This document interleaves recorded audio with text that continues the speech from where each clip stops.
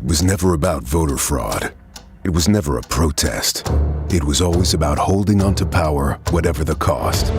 They say in Washington the truth is hard to pin down, hard to peel back the layers, that we'd never know the details of Trump's plot to overthrow the election. But the truth is coming out, step by step, drop by drop, fact by fact. They planned it. From corrupt White House lawyers to Republican officers in Congress to the Fox newsroom. And it all comes back to him, the mastermind, the cancer in the center of it all.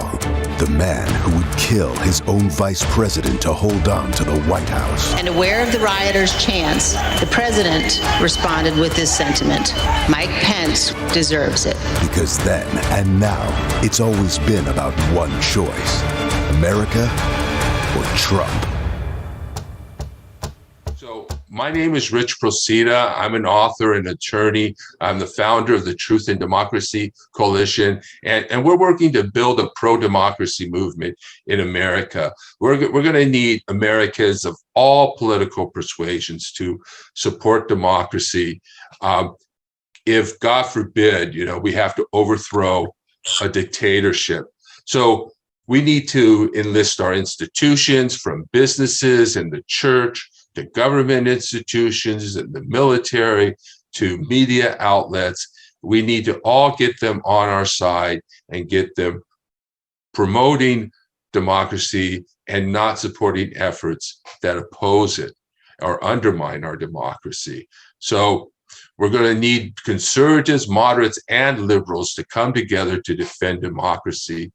We need to reach across political lines. And that was one of the episodes we did with our guest today, Dom Jones, reaching out across political lines. And you can find all these shows on our YouTube page. You can go to tinyurl.com/democracy under fire video. That'll take you straight to our YouTube page, or you can just search for Democracy Under Fire on our YouTube page, and you'll find all our shows. So we're doing this work in a number of ways, from holding meetings like this, producing media, which is a very person, producing counter propaganda, organizing local actions with our other coalitions and other groups. So we're working to build this pro-democracy movement by doing all these different types of activities. And I want to encourage you to share these shows with others, and so that we can get this message out to others as well. That's part of my activism, is to do these shows and to edit and produce these podcasts so that we can get some counter propaganda to oppose the propaganda that's being fed to people by more nefarious sources. So before we begin, I want to tell you about an upcoming event we're having, where we hold these monthly meetings every second Sunday of the month at 2 p.m. Pacific time, where we discuss issues related to democracy. And our next meeting on August 14th at 2 p.m., we're having a Swedish researcher and a Swedish activist come talk to us about climate change and democracy, hope or hindrance. So to register for that event, go to tinyurl.com/climate democracy. I'll put these links in the chat a little later. We also have a podcast called Democracy Under Fire, and this meeting is going to be edited and produced as a podcast. And you can, as I said, you can find our show at tinyurl.com/democracy under fire video, or just search for it on YouTube. Or you can listen to the audio version on our anchor page, Democracy Under Fire, or you can search for Democracy Under Fire, or another podcast I do, and I produce this podcast and send it out on the same feed as my Bible Study for Progressives podcast. So if you can't find Democracy Under Fire, search for Bible Study for Progressives. You'll find the shows there. We have two speakers today. One is me, but more about me a little later. In the first part of the program, we will have Dom Jones speak. Then we'll have time for comments and questions. And then after that, I will do my short presentation, and then we'll have times for discussion, comments, and questions with both of our speakers.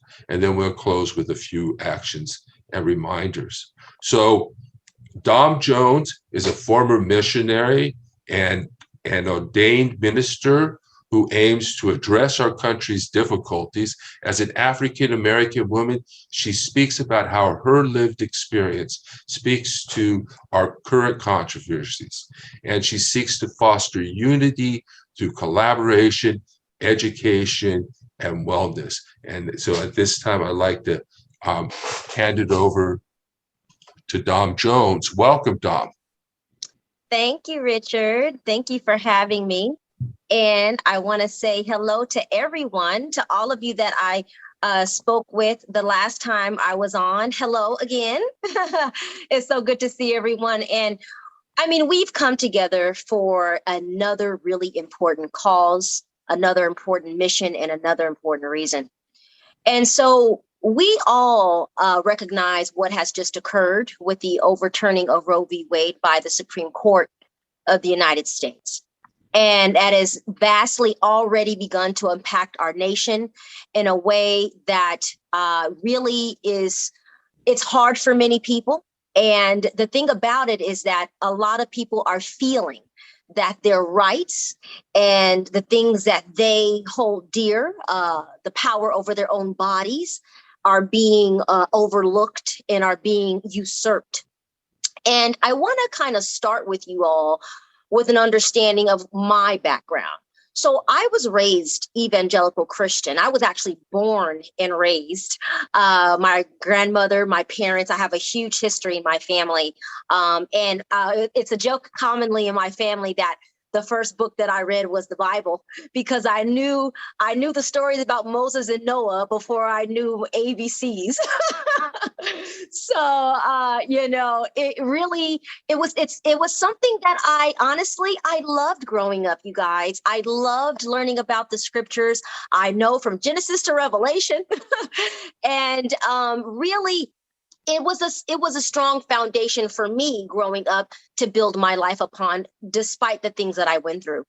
I went on, because I loved it so much, to become a missionary, which means I traveled across the country and the world to teach others about the beliefs I held at that time. And on top of that, I was an ordained minister. So what I did is I went and I talked to people about the scriptures, about the Bible. And I say this because of this reason.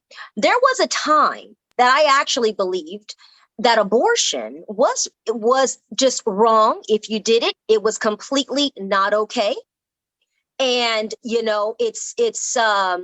I held those beliefs very strongly. I was very stoic about them. And as I grew in my life and I grew up into myself, into who I have become today, my authentic self, I have harmonized and embraced my beliefs that I grow up with my real understanding of the world and other people who do not believe what I believe. And that's okay. So I say that to say this. It is everyone's inherent right, when you were born, no matter what religion you are, to live your life the way you choose. Whether I believe it's proper or accurate is really irrelevant. It's up to you to decide what you want for yourself. That being the case, this is not an easy topic for us to discuss, is it? It can be very divisive.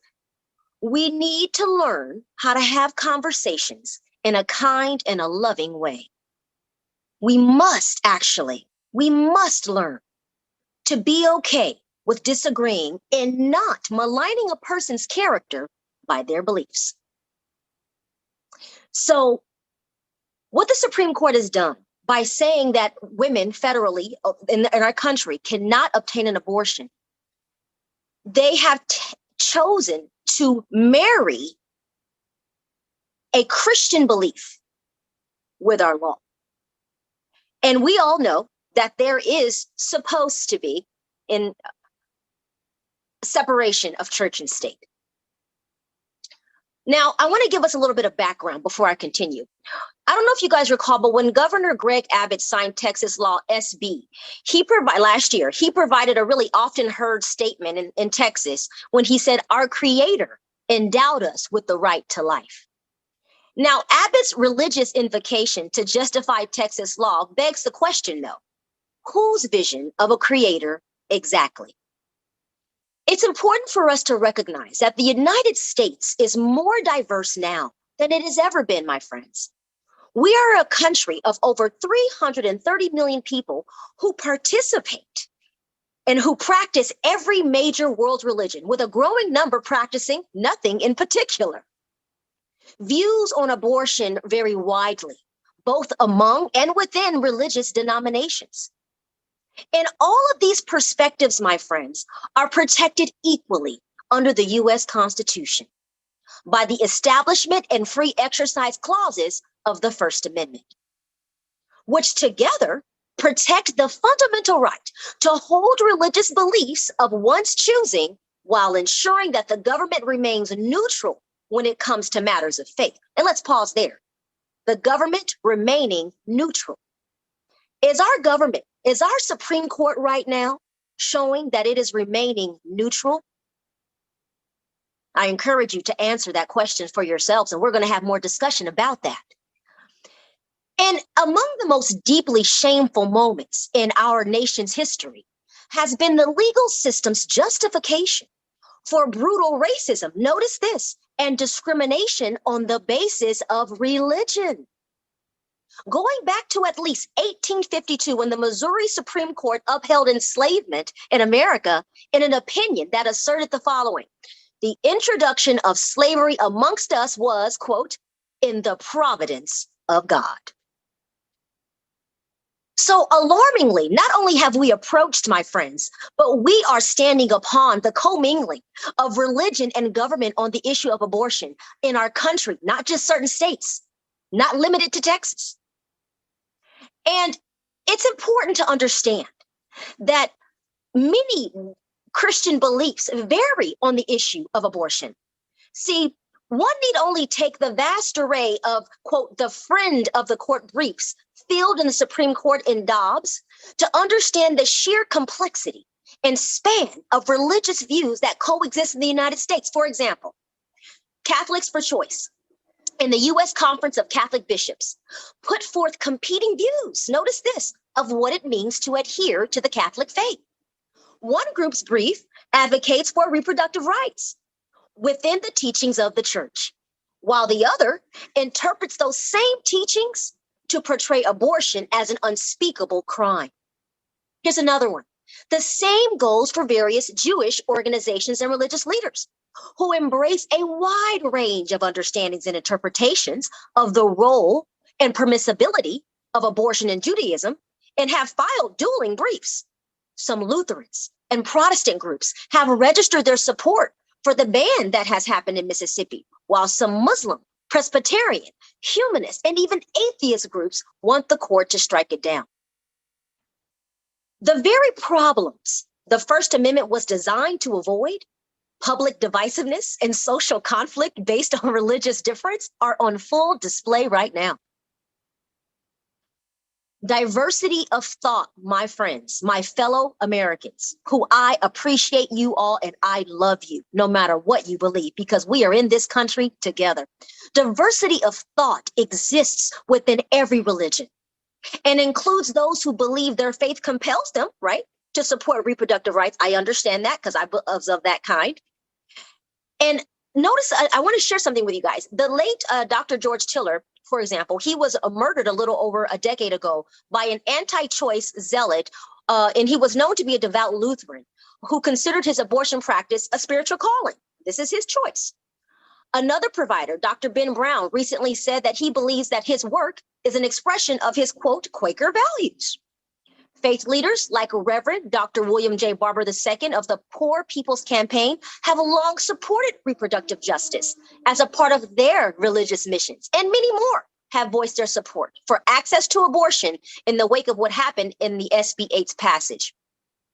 So lawmakers and political leaders who tout religion-based rationales for abortion restrictions not only disregard these differing powerful convictions, but they aim to enshrine one slightly narrow theological interpretation into law. It's important that we understand that it is dangerous for religion to be a proxy for policy or a substitute for science. The First Amendment gives us the right to debate the meaning of life and when it begins. But it also says that such debates have no place in our legislatures or courts or law if we are to be a society that fosters democracy and religious freedom for all. So I say all of this, my friends, because we see religion, abortion, and our government have created an intersectionality here. And it's dangerous. It's dangerous because what it does also is it violates many of the young ones growing up, my friends. The young ones growing up who are trying to express themselves and their freedoms. If they feel that for them having a child, if they are to become pregnant, is not for them, if it was the product of incestuous circumstances, okay? If it was the product of rape, oh my gosh, that just hurts to say. But if it's the product of that, each person in their own right gets to decide. And that's what this boils down to, my friends and my loves. It boils down to understanding what right, and I see many of you here, Sheila, Leslie, William, Udell, Laura, Edward, Ellie, what right do any of us have to tell another human being, hey, your body doesn't belong to you anymore. You can't do what you decide to do because I think it's wrong. That is a grievous overstep of human behavior and connection. I'm here in Huntington Beach, and I'm a community leader. I own a gym. I'm a health and wellness advocate, and I support young people who are struggling in their lives because there was a time in my life, my friends, that I was on the street. I wasn't always where I am today. I was born to a mother of 13 years old. I grew up without a home and on the street. I had to fight to be where I am today. I say what I say from a place of empathy and love, not of dictation, not of anything, because I am just like you. And the more I know, guess what? Frankly, I realize the more I don't know. We all get to be humble. We all get to listen and grow in wisdom all the days of our lives. So I say this to you because I want you guys all, when you speak to your family and your friends, when you commune with yourself about your own thoughts and feelings, human connection is central to human behavior. What we have begun to do as a country with the Supreme Court's ruling is overstep that connection and aim to tell others what they must do. Our country needs to unify. And we might say, well, Dom, how are we going to do that? Because we disagree on everything. Well, that's just the point. We may disagree on many things, but what do we always agree on, my friends? What do we all want? Do you want love in your life? Because I certainly do. Do you want a whole family that loves you and friends that support you in a circle? I certainly do. I think you do too. Do you want security? I do. I think you do too. And do you want to feel respected and dignified and live your life according to how you desire? I think you do. And I do too. We all have that in common. Republican, independent, Democrat, anything. We all have that in common. Once we get to that as the crux, once we start speaking that into existence, once we start embracing that more, yes, we have different ideas of how to achieve it. I understand that. But we can learn how to stop fighting and letting people in the powers that be exploit us. They're exploiting us. They're dividing us, and they are aiming to conquer us. Because I tell you this, I said this before, I'll say it again. If you were in a tragic car accident and you needed an organ, and I unfortunately passed away, and my organ was available to you, you would not care what I looked like. You would not care what the color of my skin was. Would you ask the doctor, now tell me, is she Black? Now, there is no way in the world you care. You say, oh, please give me this heart so I can live. What does that tell you? You know what it tells us all, my loves? That we are all the same. Uh-oh, dare we say we are already unified? My heart will beat inside you, just as yours will beat inside me. We both bleed red. This color, your beautiful color, is nothing but art on a mural. We don't all want blue flowers now, do we? So we're all different colors for variety, not for judgment, not for criticism, and not to hurt one another and oppress one another. And when we oppress, the oppressor and the oppressed are both negatively impacted. So, abortion, religion, the overturning of Roe v. Wade. What are we to do? We get to continue to have these discussions. And I want you to remember that these discussions are not fruitless. They are fruitful. I was on this show before, and there were less than 100 people. We have had over 400 signups to this show. What does that tell you? We're galvanizing. Yes, Elizabeth, I see you clapping. Can we all get a clap for that? Can we get a clap for that? Oh, yes. Hallelujah.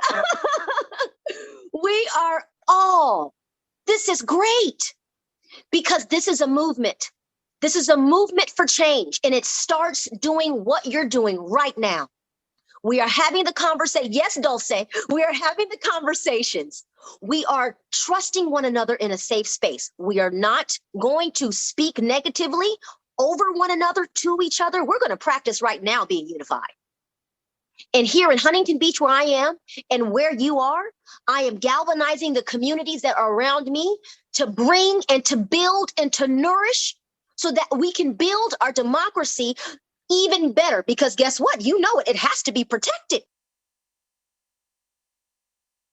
We must protect it because there are powers that are aiming to take it down. Authoritarian regimes. Can we say the word? Because sometimes the media doesn't want to say it. Dictators. Dictators who want to usurp our country. And if we continue down the path we are going to be easily overtaken. Rome, one of the greatest civilizations to ever stand. We're a baby nation. Over 200, we're a baby nation. They stood for thousands of years and they failed. We need to fight for this beautiful country. We need to remember that we are all one, and each person has the right to determine what they want to do with their bodies. So our Supreme Court, what it is doing right now, it is delegitimizing itself by conducting itself in a manner that is because they have a supermajority in the conservative faction of the court. Okay? What they are doing is they are pushing forward theology into law. And they are blazing forward without any kind of hold. Are we going to sit there and allow it? Are we going to sit there and allow the Supreme Court to not be checked and balanced? Legislative, executive, and judicial, we must check one another, and it is going unchecked. We are a nation of voices. We are a nation of energy, and other countries look to us to be that galvanizing force on the world scene. So I call on you all, Republicans, Democrats, Independents, Greens, everything. Yes, Kathy, all of us together. Work together. Do you want to expand the court? What are your thoughts on that? Do you want to do more to protect and codify Roe v. Wade in different states? California is working on that right now. What are your thoughts on that? How can we do it? I want to hear what you have to say. Richard, he wants to hear what you have to say. These hundreds of people who are listening want to hear what you have to say, because what you have to say can very well be the answer. So raise your voice, my friends. Raise your hearts. Let's work together. keep building our country and remembering that whether it's abortion, whether it's religion, whether it's race or any other social or civic matter, at the end of the day, we are a country that must fight for our unity, and we must not allow power, greed, and an overtaking to usurp our great land. So thank you guys so much. And I turn it right back over to you, Richard. Okay, so we're going to take some questions now. And our first question is from, looks like it's from Jeffrey. So go ahead and unmute, Jeffrey. So you're saying the Supreme Court is trying to turn America into a theocracy, right? Transforming it from a democracy into a theocracy, correct? They are certainly pushing theological principles into law. Well, you know my idea. The current Stop Democracy International, the law is saying attempting to turn our democracy into a theocracy. One of the three things would be against the law. If it's opposed. That's why I created Stop Democracy International, so we can stop stuff like this. And if the Supreme Court is breaking this law, they should be brought to justice. Absolutely. So and Jeffrey, go ahead. I'm sorry. I was going to say, would you like to join the organization? Certainly send me your information. I'll definitely look into it. I want to commend you, honestly, Jeffrey, for starting your organization that's trying to not allow our country to be overtaken by things that are unethical, by some standards immoral, and just an overreach of power. We need you to do that. And I want to encourage you to continue to fight for those principles that you believe in so that our country is fair for all. It's a beautiful thing. And, you are to be commended for that. So I encourage you to continue doing what you're doing. Your organization, what you're creating matters, and definitely send me your information. Okay, thank you, Jeffrey. Everything that everybody is doing here, from working on campaigns to speaking to your neighbors, they're all important things to do, to fight for democracy, to work toward democracy. And I'm so glad it's allowing us to have more than 100 participants right now. So something must have worked there. And thank you, Denise. The Jan 6th hearings, if you want to talk to people about the Jan 6th hearings. I overheard the president say something to the effect of, I don't effing care that they have weapons. They're not here to hurt me. Take the effing mags away. Let my people in. They can march to the Capitol from here. Let the people in.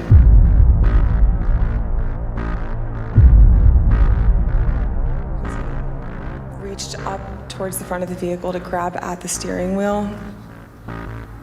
Mr. Engel grabbed his arm, said, "Sir, you need to take your hand off the steering wheel. We're going back to the West Wing. We're not going to the Capitol." Mr. Trump then used his free hand to lunge towards Bobby Engel.